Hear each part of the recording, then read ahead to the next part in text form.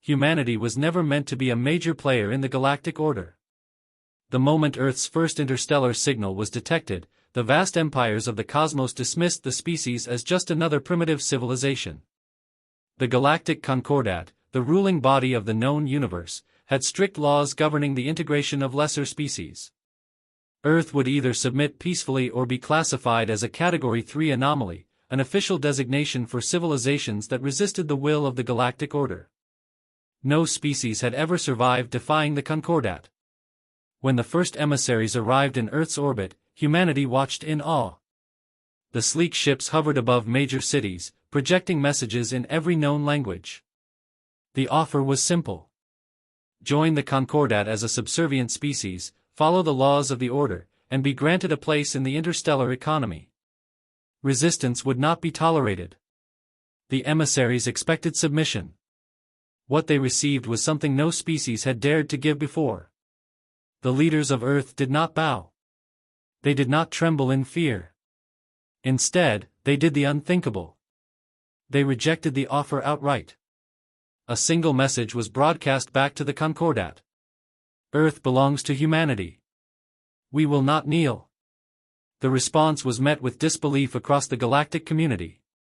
The very concept of defying the Concordat was beyond reason. No civilization had ever refused assimilation. Every race before humanity had either submitted or been eradicated. The idea that a primitive species would challenge the order was not just absurd. It was offensive. The Concordat issued an immediate ultimatum. Surrender within one planetary cycle, or face annihilation. Fleets were mobilized. The war machines of the galaxy, ships capable of vaporizing moons, set course for Earth. Humanity did not wait for the fleets to arrive. While the galaxy had seen Earth as primitive, they had failed to grasp the essence of mankind. The species had been forged in conflict. War was in its nature. The moment the ultimatum was given, humanity prepared for battle.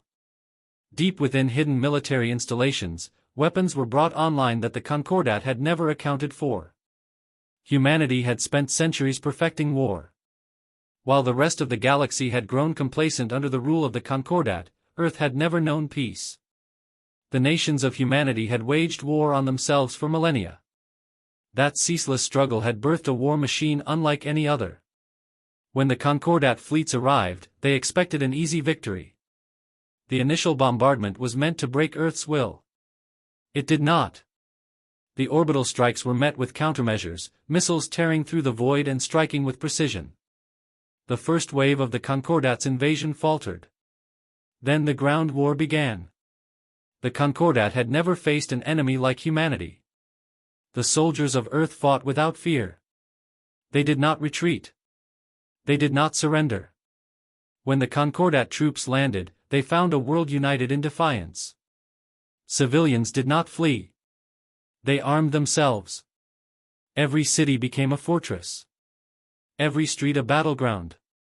The Concordat commanders, accustomed to swift victories, found themselves trapped in an unrelenting war of attrition. For the first time in the history of the galactic order, an invading force was not just resisted. It was broken.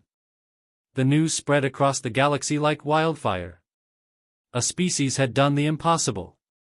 They had defied the Concordat. Other civilizations watched in stunned silence.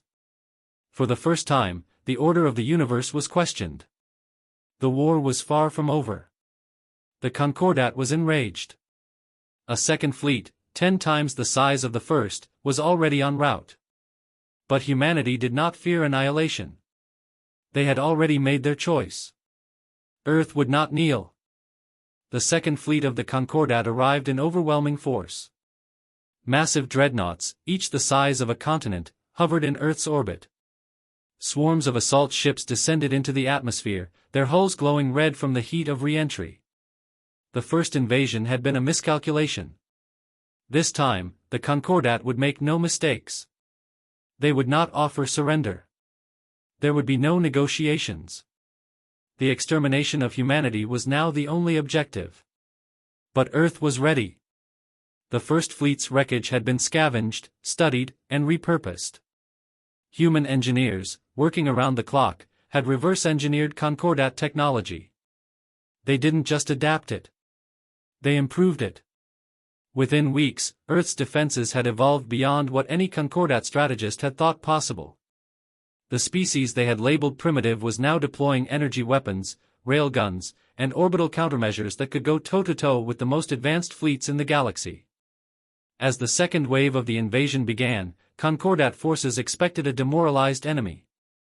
Instead, they found a planet that had transformed itself into a fortress. Missile silos opened across the continents, launching warheads that weaved through the chaos of the battlefield with pinpoint accuracy. Automated defense systems shot down incoming dropships before they could reach the surface. Human pilots, operating in newly modified fighters, used tactics that defied conventional warfare. They didn't fight by the rules the Concordat expected. They fought to win. The battle in orbit was brutal. The dreadnoughts unleashed weapons capable of tearing through mountains, but Earth's forces fought back with a cunning the Concordat had never seen. Stealth ships, built from scavenged alien materials, infiltrated the enemy formations and struck at weak points the Concordat hadn't even known existed. Entire warships collapsed in on themselves as humanity's newly developed gravity weapons turned their own mass against them. On the ground, the fighting reached a level of savagery that shattered the Concordat's expectations. The alien soldiers, bred for war across countless worlds, were overwhelmed not by superior numbers or firepower but by sheer, unrelenting human tenacity. Every fallen soldier was avenged tenfold. Guerrilla warfare, psychological tactics, and an absolute refusal to surrender made every inch of land a death trap. The Concordat's commanders realized, too late, that they were not fighting another compliant species. They were facing something the galaxy had never encountered before. A species that refused to break. A species that adapted faster than any war doctrine had accounted for. Then the impossible happened. For the first time in galactic history, a Concordat fleet retreated. The Second Fleet, unable to secure a foothold, abandoned the invasion. The Concordat had underestimated humanity again. The cost of this mistake was catastrophic. But humanity knew this was only the beginning. The Concordat would return. And next time, they would bring the full force of the galactic order. Humanity had proven it could defy the Concordat. Now, it had to prepare for the war that would decide the fate of Earth itself. The retreat of the Second Concordat fleet sent shockwaves through the galaxy. No species had ever forced the Concordat to withdraw. No civilization had ever survived open defiance. Yet, Earth still stood. The Galactic Concordat, an empire spanning thousands of star systems, had been wounded by a single planet on the outskirts of known space. For humanity, there was no time to celebrate. The war was far from over. Earth's leaders knew the Concordat would return, stronger than before. This time, it would not be just a fleet. It would be an armada. A force so overwhelming that no single planet could hope to survive. But humanity was no longer just a single planet. The wreckage of the Concordat's failed invasions had provided Earth with more than just weapons and technology. It had given them knowledge. Star maps, enemy fleet compositions, communication protocols. Humanity now understood the scope of the galactic order. More importantly, they understood its weaknesses. The Concordat ruled through fear. Every civilization before humanity had surrendered not because they were weak, but because they believed resistance was impossible. That belief had been shattered. Humanity broadcast a message to the galaxy. We are Earth. We do not kneel. We are not alone. The message was a challenge and an invitation. Across the stars, countless species heard it. Some dismissed it as the final words of a doomed race. But others saw something different. Hope. Rebellions that had long been crushed reignited. Silent resistance movements across the galaxy suddenly had proof that the Concordat was not invincible. Planets that had been under the yoke of the Order for generations whispered a dangerous thought. If humanity could defy the Concordat, why couldn't they? But Earth could not wait for allies to come to them. The Concordat's next invasion would be total. Humanity had to do the unthinkable. They had to strike first. Using stolen Concordat ships, human forces launched their first interstellar raids. Precision strikes hit key supply routes, disabling the flow of resources to the Concordat's war machine. Cyber warfare teams infiltrated the galactic network, turning the enemy's own logistics against them. Ships were sent not just to attack, but to make contact with other species that had suffered under the Concordat's rule. Some refused to believe that resistance was possible. Others feared the consequences of open defiance. But a few saw what humanity was becoming. Not just a rebellious planet, but a spark that could ignite a galactic revolution. The Concordat knew what was happening. The order was built on absolute control, and Earth's defiance was spreading like a virus. This was no longer just about crushing one rogue species. It was about preserving the balance of power in the galaxy itself. And so, the decision was made. The Concordat would not simply send another fleet. They would send the full force of the order. Every weapon, every warship, every soldier would be brought to bear against Earth. The homeworld of humanity would be reduced to ash, and its people erased from history. But humanity did not fear extinction.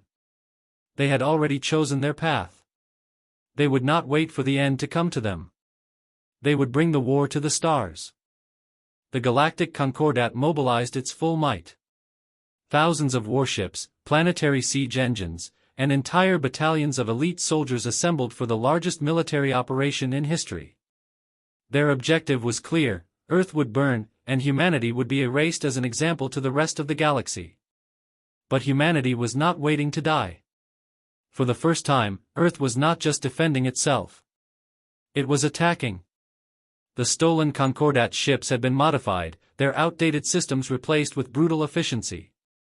Human pilots, trained in the chaos of real war rather than sterile simulations, took these ships into enemy space, striking where the Concordat least expected. Shipyards were destroyed. Supply convoys were obliterated. Stations that once housed the invincible war machine of the Order found themselves gutted from within. The galaxy was no longer watching a doomed planet resist. They were watching an empire bleed. It was not enough. The Concordat's war machine was vast. No matter how many ships were destroyed, more arrived to take their place. No matter how many supply lines were cut, the enemy adapted. Earth had thrown its first punches, but the war was still in the Concordat's favor. That changed when humanity did the unthinkable. They struck at a Concordat core world. No species had ever dared attack the heart of the Order. The Concordat's inner planets were fortresses, defended by the strongest fleets in the galaxy. The idea of an invasion was beyond reason. But humanity had never followed reason. Using experimental slipspace drives, a small fleet of human warships bypassed the enemy's outer defenses and launched a direct strike on Velos Prime, a key command center for the invasion of Earth. The defenders had not believed the alarms at first. A primitive species could not possibly be attacking them. It was a trick. A malfunction. Then the orbital platforms exploded. Elite Concordat commanders, who had spent centuries orchestrating planetary invasions, found themselves facing an enemy they had dismissed as little more than an inconvenience. Human strike teams, equipped with hybrid weapons combining Earth's ingenuity with stolen alien technology, landed on the surface and executed their objective with ruthless efficiency. Velos Prime fell within a single planetary cycle. The shockwave of its destruction shattered the illusion of Concordat supremacy. If Earth's forces could strike a core world, then nowhere in the galaxy was truly safe. Rebellions erupted. Planets that had hesitated before now openly defied the Concordat. Fleets that had been sent to crush human resistance found themselves turning against their masters. The Order was fracturing. But Earth had not won. The main Concordat armada still moved toward the Sol system. The final battle had not yet begun. But for the first time in galactic history, the fate of the war was no longer certain. Humanity had proven it could not just defy the Concordat. It could win. The fall of Velos Prime sent a ripple of chaos through the Concordat. A species that had been dismissed as insignificant had just accomplished the impossible. A core world had been reduced to ruins. A message had been carved into the very heart of the Empire: humanity would not be erased. But Earth was still in danger. The main Concordat armada, an overwhelming force assembled from the might of 1,000 conquered worlds, continued its march toward the Sol system. The destruction of Velos Prime had slowed them, but it had not stopped them. The Concordat was beyond rage now. This was not just a war. It was an extermination. Humanity had one chance. The knowledge taken from Velos Prime had given them something more valuable than just a victory. It had given them the location of the Concordat's true heart. Zirakis Prime. The world where the High Council ruled. The seat of power that had governed the galaxy for millennia. The one place that had never seen war, because no species had ever dared to bring it there. The Concordat's armada would not be stopped through conventional warfare. Humanity could not win by attrition. They needed to strike the enemy at its core. The plan was madness. A direct assault on Zirakis Prime was suicide. The planet was protected by orbital defenses so advanced that even the most rebellious species had never considered attacking it. Every major fleet in the galaxy answered to the commands that came from Zirakis. To strike there was to bring the full weight of the order crashing down upon them. That was exactly what humanity wanted. While the bulk of the Concordat's forces prepared to invade Earth, a second human fleet, smaller but far more dangerous, vanished into slipspace. Their destination, the capital of the Empire itself. Back on Earth, the final defenses were being prepared. The Armada was closing in. Humanity's fleets had fought bravely, but they were outnumbered 1,000 to 1. Even with their stolen technology, even with their tactics that defied every known rule of war, they could not hold out forever. But they didn't need to. They just needed to survive long enough. Because the moment the first Concordat warships entered the Sol system, a transmission echoed across the entire galactic network. A live feed. From Zirakis Prime. Human forces, clad in hybrid armor and wielding weapons forged from both Earth and alien technology, had landed on the capital world. They had bypassed its outer defenses using stealth tactics the Concordat had never seen. They had infiltrated the High Council's chambers. And now, in front of the entire galaxy, they held the rulers of the Concordat hostage. The message was simple. The war ends now. Or the Concordat burns. The galaxy held its breath. Earth had not just survived. It had seized the throne of the Empire itself. The galaxy was frozen in shock. Human soldiers stood inside the High Council's chamber, their weapons trained on the rulers of the Concordat. The very leaders who had once declared humanity an anomaly to be erased were now hostages, their fate broadcast across the entire galactic network. No species had ever dared defy the Concordat, and now a so-called primitive race had its hands around the Empire's throat. On the other side of the galaxy, the invasion of Earth had begun. The Concordat armada, unaware of what had transpired on Zirakis Prime, descended upon the Sol system in overwhelming numbers. Massive dreadnoughts darkened the skies. Orbital bombardments rained destruction upon the surface. The last line of human defenses engaged in a desperate battle to hold the enemy back. The world burned. But humanity did not surrender. Cities had been evacuated into underground fortresses. Civilian populations had been trained as resistance fighters. Entire continents had been transformed into death traps for the invaders. The Concordat had expected Earth to fall within days. It had been weeks, and still, the planet held. Then the message from Zirakis Prime reached the fleet. The invasion ground to a halt. The High Council's desperate voices, once filled with arrogance, now pleaded for their own survival. Humanity was not just threatening their lives. They had taken control of the command systems that governed the entire Empire. Earth's forces had done more than capture the Council. They had seized the heart of the Concordat's war machine.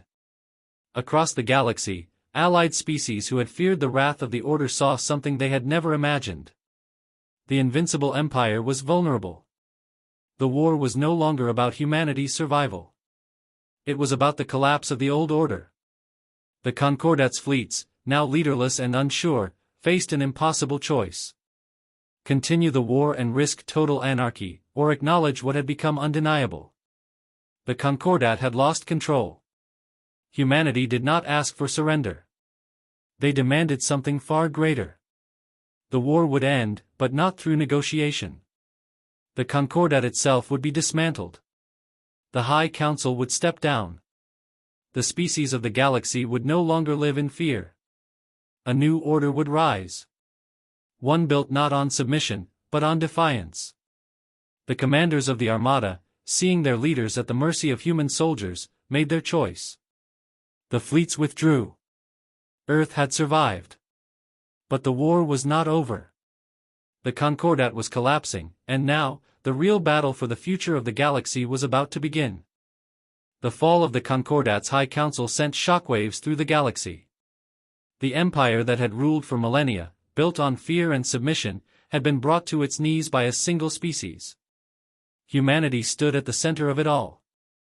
With the withdrawal of the Concordat's fleets, Earth had been saved. Cities burned, defenses were battered, but humanity had endured. They were no longer a backwater species on the edge of known space. They were now the deciding force in the future of the galaxy. But the war was not over. The Concordat's collapse left a power vacuum. Rival factions within the Empire saw an opportunity to seize control. Former allies of the Order scrambled to secure their own interests. Rebel worlds, long oppressed, began to rise up in open defiance. The galaxy teetered on the brink of absolute chaos. Humanity had not fought just to survive. They had fought to break the cycle of oppression that had ruled the stars for generations. But now, they faced a choice. Would they claim the throne they had taken? Would they become the new rulers of the galaxy? Or would they do something no empire had ever done before? Humanity's answer came in a final message broadcast to every corner of the known universe. The era of the Concordat is over. No species will rule over another. The age of fear has ended. The future belongs to all. And then, in an act that stunned even their allies, humanity did the impossible. They stepped away from power. They dismantled the last remnants of the High Council. They did not replace them with human rulers. Instead, they called for something the galaxy had never seen, a coalition of free species, built not on conquest, but on mutual strength. The former Concordat worlds had a choice. They could fight to reclaim their old power. Or they could join the new order of the galaxy. Many resisted. Many refused to believe that a species capable of defying the greatest empire in history would not seize power for themselves. But humanity had never followed the rules of the past. One by one, worlds that had once feared the Concordat chose to stand with humanity. Not as subjects. Not as soldiers. But as equals. The old order had fallen. A new era had begun. And at the heart of it all, one undeniable truth remained. The day Earth defied the galactic order was the day the galaxy was forever changed.